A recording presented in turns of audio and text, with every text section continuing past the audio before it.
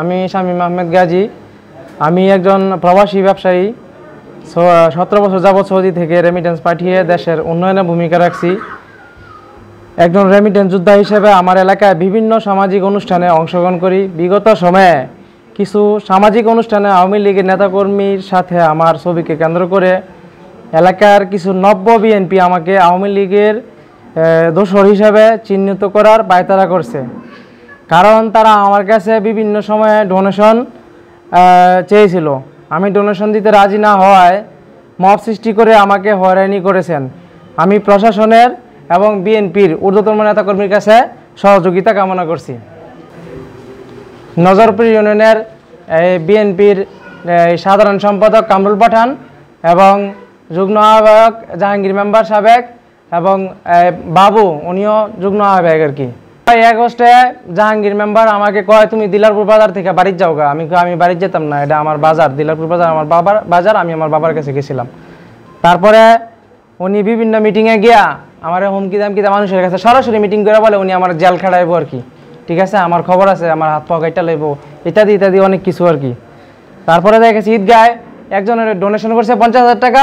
আমি ঈদগাহ সভাপতি, ওনার যে ব্যক্তি ডোনেশন করছে ওনারে নিষেধ করে দিয়েছে যে আপনি এখানে টাকা দিয়েন না, সে তো আওয়ামী লীগ করে। ঠিক আছে, তারপরে কামরুল পাঠান প্রশাসনকে কল দিয়ে বলতেছে যে ওনার স্বামীরে ধরেন, হেরা ধরলে 5 লক্ষ টাকা পাওয়া যাবো।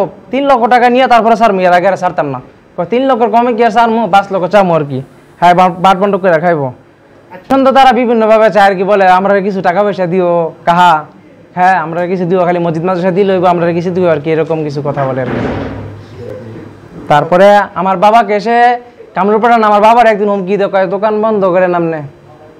এটা গেল আমার বাবার কয় দোকান আপনি বন্ধ করেন, তার এত বড় সাহস। ঠিক আছে, এই ব্যাপারে অলরেডি উকিলের সাথে কথা বলছি, প্রশাসনের সাথে কথা বলছি। ইনশাআল্লাহ আমি একটা মানহানি মামলা, 5 কোটি টাকার একটা মানহানি মামলা, যে ওরা আমাকে নিয়ে বিভিন্নভাবে এই মানিজ্যত নেওয়ার মতো কথাবার্তা বলে, যেগুলো সত্য না। আপনার এলাকাবাসীর কাছে প্রশ্ন করবেন, কারণ আমি তো মানুষ সেবা আলহামদুলিল্লাহ, যাদের আমি এলাকাবাসীর গরিব দুঃখীর পাশে থাকি সবসময়। ঠিক আছে, এবং মসজিদ মাদ্রাসা ইনশাআল্লাহ অল টাইম থাকি, যেহেতু আমি একটা সামাজিক আছি, আমার স্বাস্থ্য ভাই আছে, যে আমার বাবা আছে আমার পাশে, ওনারা জিজ্ঞেস করতে পারেন।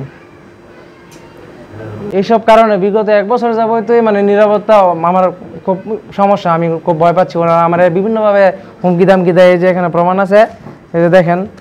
সে বলে তোমার কই সরি আরে সে নাকি আমার প্রতিবন্ধী করে বলবো আর কি। আফনান আরিফ হোসেন আফনান, হ্যাঁ, আমার গতকালকে রাত্রে এই অনলাইনে ডাইরেক্ট সরাসরি হুমকি দিয়েছে যে আমার প্রতিবন্ধী করে ফেলবো।